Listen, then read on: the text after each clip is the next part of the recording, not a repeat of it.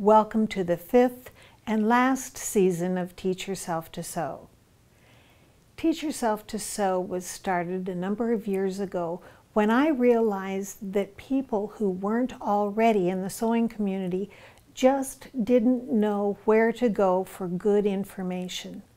So we started Teach Yourself to Sew, and it was a marvelous success, with people all over the world learning how to do this. If you've watched all of the seasons, you've learned what tools you need to sew, the scissors, the cutting tables, what's necessary and what isn't. You've learned how a sewing machine makes a stitch.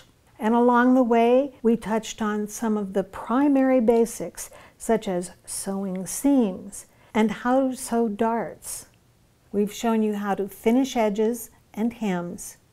You've seen the notions you'll need, such as interfacings, zippers, buttons, and many more. We even made a custom dress form.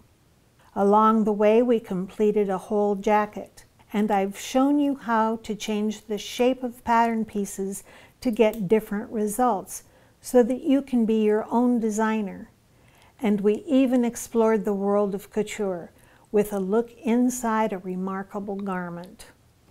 One of the things that we spent very little time on was fitting. Fitting is an entirely different skill set. There are many books and resources for finding how to fit your particular problems, but there's also a section of information that falls between just the sewing skills that you have and the sewing skills that you'll develop for fitting. It's that space between sewing and fitting. And that's what we're going to be covering in this session. I call this season Between Sewing and Fitting. This is a unique way to introduce fitting.